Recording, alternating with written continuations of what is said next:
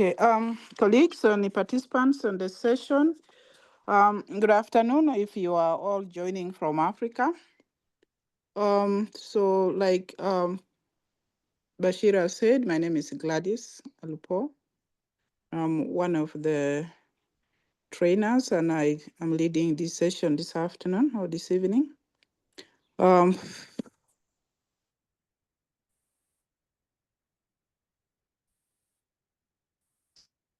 So I welcome you and I'm happy that you joined this climate change. So as you can see from the screen, which Bashir has shared, today is our session 3. I think this topic is recurring. So as at the end of this session, we want to know and be able to demonstrate an understanding of climate change. Remember, this is a continuation. I don't know if there are some people who are joining for the first time, but this is a series and we are following. We have done session 1 and 2. This is now 3.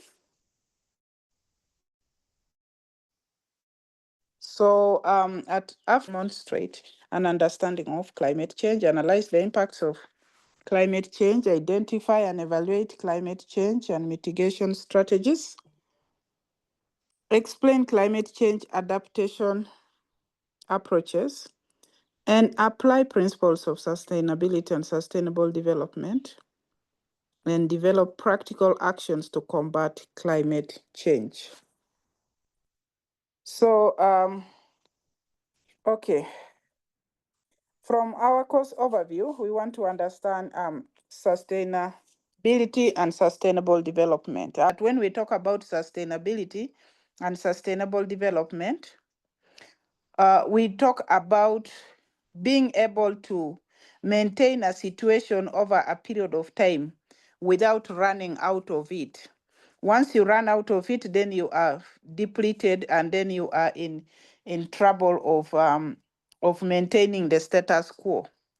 And so since we are talking about climate, we are talking about the elements that can affect climate. So when we talk about climate, in this situation, when we talk about sustainability, when we are here on planet Earth, we are endowed with natural resources, things we have no control over, how they came about, but we woke up, we are born, and we found. For example, we are on planet Earth, here on land. How best are we managing our land? How best are we managing our waters, which are on the land, how best are we managing all resources which are on the land? For example, forest, trees, vegetation, animals, and all that. How best are we managing? The purpose of managing is so that we do not destroy it. If we destroy, our children, grandchildren, great, or the future people who will appear on this earth when we are all gone, will have nothing to tell about. Whether there was a tree here, there was a forest there. Remember, even some animals, because we go on either fishing or we go on poaching, and then we kill all animals until they go into extinction. So we don't want that to happen. That is why we're interested in this subject matter. So sustainable development, of course, is development that meets the needs of the present without compromising the ability of future generations to meet their own needs. So as we move on, we want to talk about principles of sustainability. Can you hear me? Yes. Yes. Okay, Yes, good. So we are moving to talk about the principles of sustainability. If sustainability is a situation where we are to ensure that we do not deplete our resources, that we are able to utilize them economically, in an accountable manner so that the future generations can enjoy the same, so that even when we are still here on planet Earth, we don't run out of the natural resources. So it is our responsibility as human beings to take care of our environment, because our environment eventually impacts on the climate. So we want to talk about intergenerational equity, ensuring that future generations have access to resources and opportunities. And I think I have explained all that. Precautionary principle of sustainability is taking proactive measures to prevent environmental harm. How do we probably do this? We need, when we are on planet Earth, to anticipate any challenges that can happen. For example, in deforestation or even fishing, we want to anticipate that if we overfish, the fish in the ocean will get depleted and we shall have no fish, and the future generation will find no fish. So what are we going to do to make sure that we do not run out of fish? I'm just giving fish as an example, or even forest as an example, or even oil. The oil generating countries, I don't know whether it runs finished or it does not run finished. But there are things that you know that, like trees, like even water. If we pollute our water, the life in water will die, because they're living organisms in water, the fish and all the things which are in water. So we take proactive measures to prevent harming them. How do we do that? We do not cut trees, we do not overfish, we do not pour chemicals in water or in seas, which can block oxygen and the animals in the water die. So those are precautionary measures that we are to take. Polluter pays principle. Holding those breaking the laws or the rule of environmental management accountable by probably penalizing them. So that is another principle of penalty. If you pollute, if you pour, like industries, sometimes their waste, they find a way of leading their waste into water bodies. So once they are found doing that, they are held accountable, and probably they they are charged. It becomes an offense. Then there is integration principle, balancing economic, social, environmental factors in decision making. So when we have our natural resources, they are to benefit us. They are to benefit us economically. We do not mean that you stop using them, but you use them wisely, not to deplete them. If you can, like a tree, cut one tree and plant five. And remember, in forests or even trees, why are we so concerned about trees? Because trees are the nature, and it controls our environment, the formation of water, hydrogen, and all that. Now, when you cut trees and deplete, the ground becomes bare, the soil becomes weak, and when rain rains or falls, the the soil is carried away into the waters. And because in Africa, maybe our main, we need food. So we grow our food in land. So when our land is infertile, we are subjected to hunger. And when we get hunger, you know that what happens? We either die or we get malnourished, we get all kinds of diseases because we don't have enough food. So that is why our soil should be. And then we talk about participatory decision making, engaging communities in sustainable development efforts. So we are talking about three pillars of sustainable development. Sustainable development is supported by three interconnected pillars: environmental sustainability, economic sustainability, and social sustainability. Anything our environment must benefit us. It benefits us Sustainable development is supported by economic sustainability.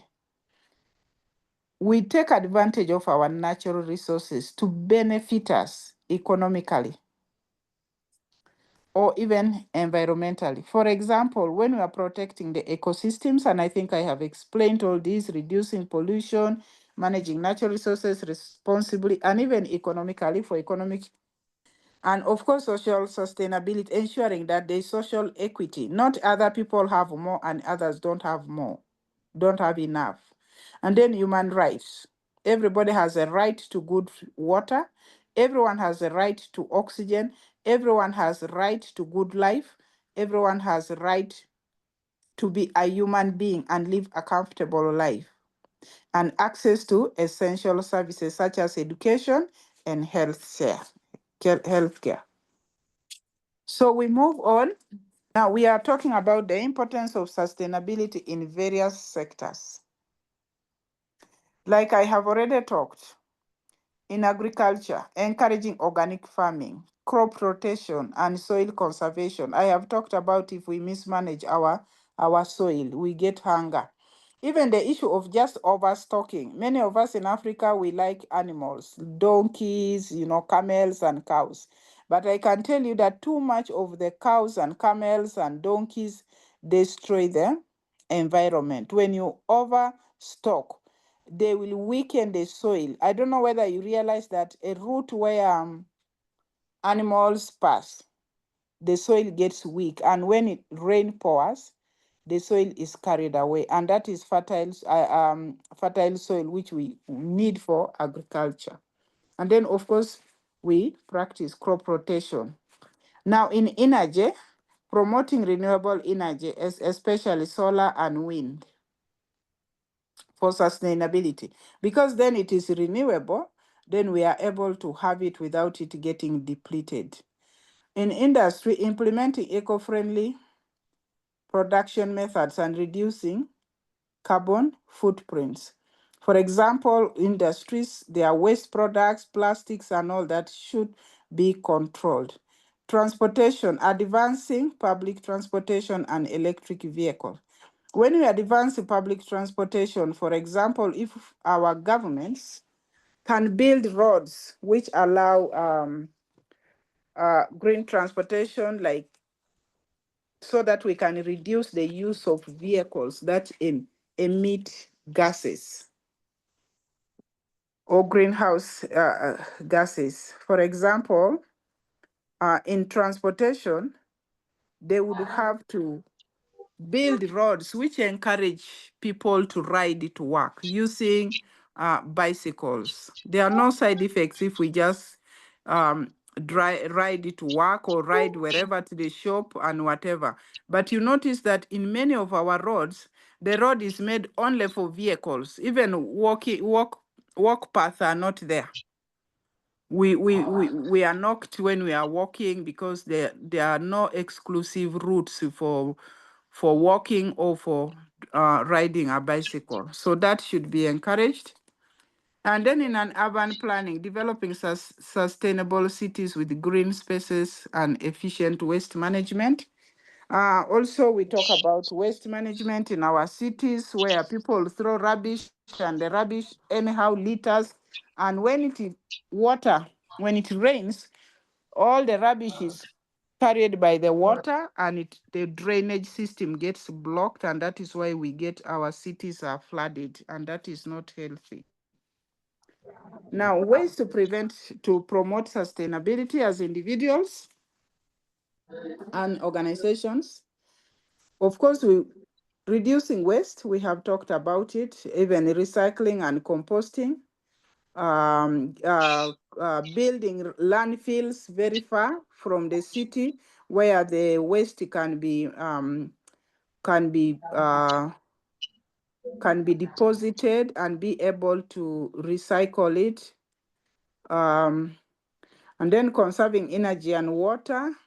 Even when we're in cities, we try to use water sustainably. Sometimes I give examples of hotels.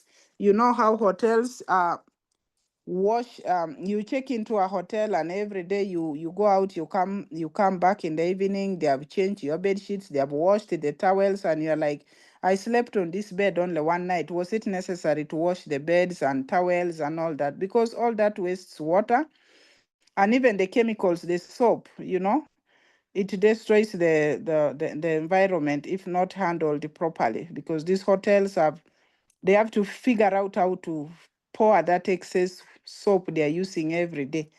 So such things should be promoted, maybe bylaws that in hotels in reduce the too much washing, and then supporting sustainable products in the market.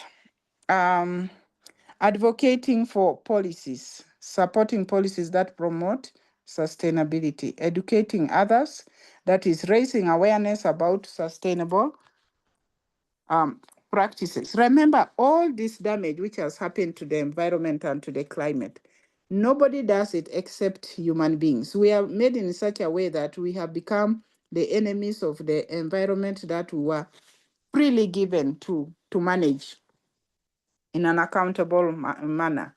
So we need to educate others on that nature knows best.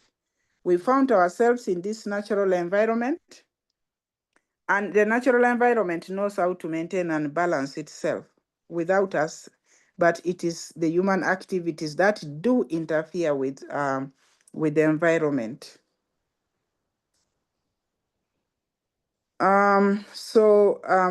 We wanted to talk about and then also everything must go somewhere, e.g. plastic waste and all that, if not properly managed, can accumulate in landfills.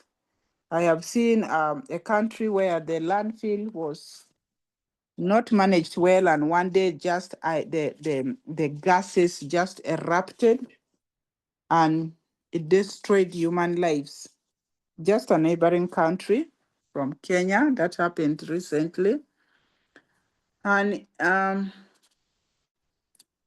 so I think we should encourage accountability when we're educating people. So taking action on climate change, we are now there, taking action on climate change.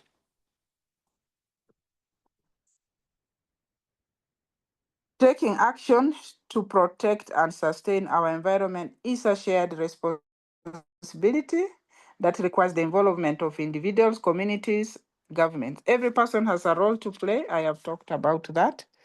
So even when you see somebody doing a wrong thing to the environment, we are all responsible, because once our environment is tampered with, we all suffer the consequences. It will not be, oh, it's up to that one who is throwing rubbish in the landfill or in the water, but it will affect all of us. So let's be accountable. I think that is individual actions I'm talking about. Minimize water waste by fixing leaks and using water saving fixtures. Reduce waste by choosing the reusable bags. That one is being promoted now. I think we have reusable bags in many countries now. We are reducing the use of plastic and plastic containers or plastic bottles. We are also encouraged to choose locally produced goods to reduce transportation emission, reduce food waste by planning meals and composting organic waste. That is at the individual levels. What about at community levels? What actions can communities, or what can we do in communities? One, we can, and this is emphasized and very much important, because it's what we do, what we can do to change people's understanding and perspective of how to live in a friendly way with the environment. We could organize workshops of awareness campaigns on environmental conservation at our individual communities. Wherever you are, be a champion of environment management. Let's take responsibility. Encourage sustainability education in schools and community centers. Establish local networks for sharing information on best practices, like we are doing now. And then there can be community-led initiatives like implement tree planting programs in public places, in schools, hospitals, even in your own homes. Let our homes be surrounded by trees. Let's try and plant trees. Develop community gardens to promote local food production. Set up waste segregation and recycling.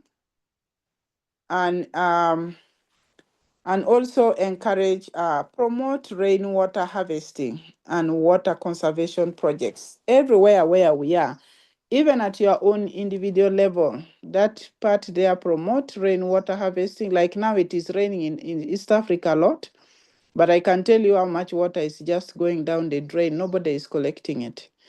And then advocacy and engagement. Collaborate with local authorities. Of course, you can't do all these things alone. You have to collaborate with the local authorities to promote environmental policies and maybe create bylaws. Encourage businesses to adopt sustainable practices. Support clean energy projects and clean community-led conservation efforts. Organize cleanup drives for parks, rivers, and public. So that was that. Now, what will government do? What is the role of the government in this? The government is to create, prepare policies for implementation, enforce laws, provide incentive for renewable energy, introduce regulations to control waste management and pollution, or any other bylaws that can be created to control environment management. Now, infrastructure and public services. Invest in public transport systems to reduce traffic emissions. I can tell you, like a city in Nairobi, how many millions of cars can be standing at any one time. If it is like between 7:30 and 8, too many cars on the roads, and all those roads are emitting gases which are harmful to us. But if we invested in public transport, like probably trains, a train can carry so many people at a go, and that can reduce the, can help us manage that. And then there is this component of enhanced disaster preparedness and response strategies. It's a very key component here, which I think governments should take in heart. You remember we had issues when COVID hit us, and it found governments without any policies in place, any preparedness in place, and we are all so improve water management systems to ensure conservation and efficiency. At international collaboration, engage in global agreements for environmental conservation, share technical advancements in sustainable practices, provide funding and support to environmentally vulnerable regions. So everybody has a part, starting from you as an individual. You go to communities, you go to governments, you go to even international arena. We all have to play a part in conserving our environment for future without depleting the resources that we are endowed with naturally.